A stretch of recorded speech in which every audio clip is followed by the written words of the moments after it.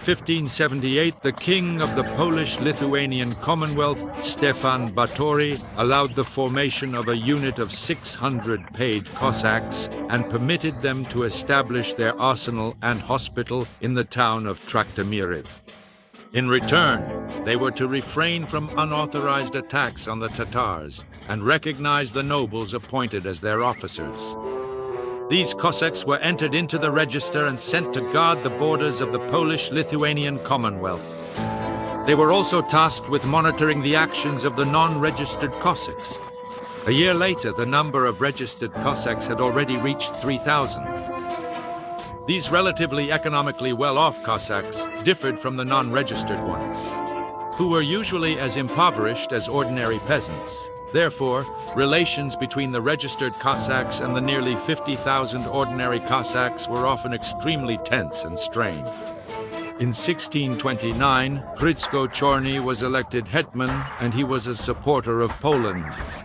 The Poles were delighted and felt reassured, but in trying to please the government, the new hetman provoked such hatred among the Cossacks that the following year the Zaporizhians kidnapped Chorny, took him to the Sich, and after a trial, executed him.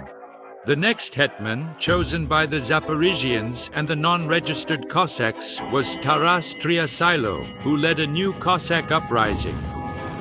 The exhausting war immediately turned against the royal army and the registered Cossacks.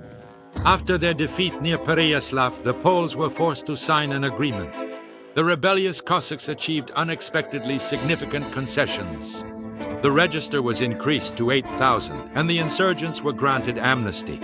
In 1635, to the north of the Sich on the Dnipro River, the Poles built the strong fortress of Kodak, which was meant to keep the Cossacks confined to Zaporizhia.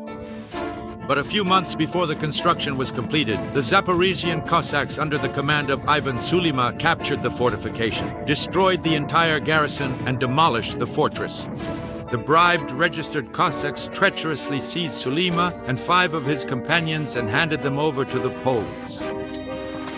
The Cossack leaders were taken in chains to Warsaw, where they were sentenced to death. Sulyma and his comrades were executed on December 12, 1635. 2 years later, a new uprising broke out at the Sich. This time, the Cossack army was led by Pavlo Pavliuk. Large groups of peasants along the Dnipro quickly began to join him. But once again, the Cossacks were unlucky. Near Chihyryn at Kumeiky in December 1637, the Polish army dealt them a decisive blow. However, the uprising did not subside. The newly appointed leaders, Yakiv Ostrianyn and Dmytro Hunia, stepped up to take full charge of the movement. Their detachments operated on the left bank until the eventual and complete suppression in the summer of the year 1638. Polish historians often refer to the following 10 years as the Golden Peace.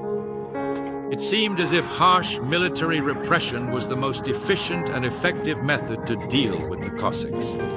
The Polish-Lithuanian Commonwealth failed to fully comprehend the fact that the Cossack and peasant uprisings had already laid the groundwork for the outbreak of a massive and widespread national liberation war.